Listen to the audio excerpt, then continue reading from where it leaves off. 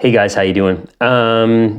Yesterday I had someone reach out to me, and anyways, they hired me for an hour to go through their ad account, which I don't do often, but I will do for some people.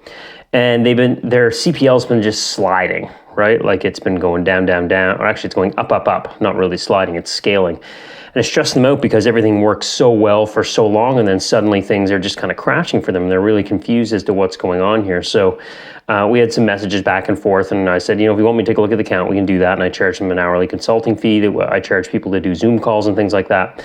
And I went in and I took a look. So, the thing that was really puzzling for this person was that all the stats in the account looked pretty good. The view rate on their YouTube ads was good. The click-through rate on their ads was half decent. They basically created a new quiz from what they had before to try and get it to load faster. And one of the things, though, that was overlooked was that the new videos had been made, but the new videos and the new creatives that were put in the account were really just iterations of the ad that worked previously. And I've experienced this multiple times. We start really getting frustrated. Our cost per lead's going up. Our cost per acquisition is going up.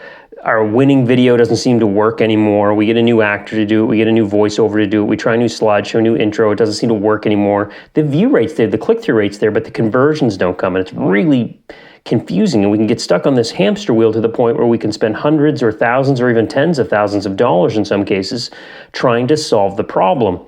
When really what's being overlooked is this. I'm going to give you an analogy here. We've all heard this before. Some people learn by seeing, some people learn by doing, some people learn by hearing, right? We're all different that way. Our brains operate in different ways. And when we're trying to be persuasive with somebody, and we're writing sales copy, or we're writing a script, or we're writing a hook, we have to keep in mind that not everybody responds to the same thing, right? Not everybody's a parent. Not everybody's over 50 or under 40 or 20, or not everybody's a homeowner, or not everybody lives in the same part of the country, or it's not the same season everywhere in the world all the time. There's all kinds of reasons why the same hook doesn't work to everybody.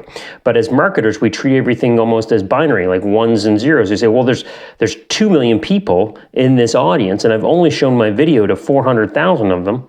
How come I'm not getting more conversions?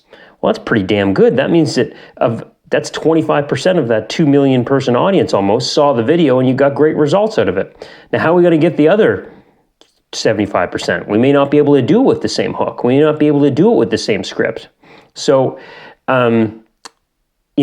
somebody said this, and the person who said it I probably heard it from lots of people, but the person that resonates in my mind that said it was a guy named Dan Wardrope, who's in the UK, and he's got a course on how to do PPL, pay per lead. And one of the things he always preached in their course was creative was king, and that when CPL went in the crapper, new creative. When things were going bad, new creative.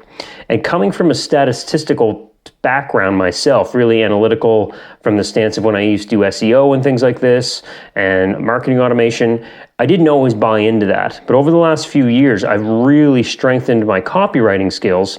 And what I've come to realize is that while it's not always the solution, it should be the first place that you go to. It should be the first place you go is to create a new video or a new headline or find new images and a new hook, a new angle. How can you come into the market in a different way? Think about the pain points that they're suffering from. I'll often sit down, actually not often, I almost always sit down with a piece of paper and I say, okay, here's what I want them to do.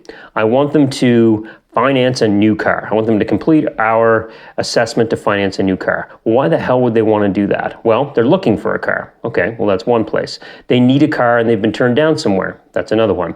They need a car and they don't have money down. They need a car and they don't believe they could get approved. They haven't even considered getting a car. They actually take the bus and they don't think they can afford one, right? They don't make enough.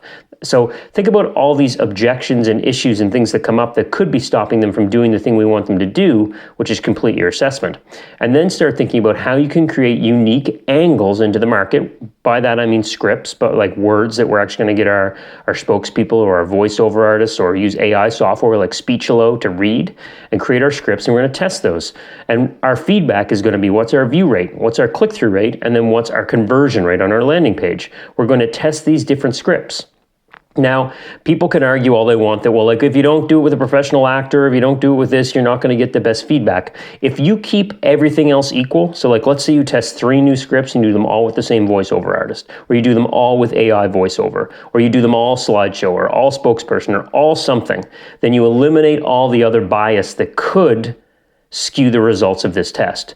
And skewing the results of this test would mean that you're getting unfair results from one hook and angle and script that you create versus the others, because maybe the video was done differently, or the voiceover was done differently, or the slideshow videos were done differently, right? So I like to akin all of our marketing strategies and testing to lab experiments from high school, where we had to note all the things that were static and not changing, and then the variables we were changing. And it's important that we don't change too many variables. Otherwise, we put ourselves in a position where we can't know what worked, right? So always be testing is a pretty good one.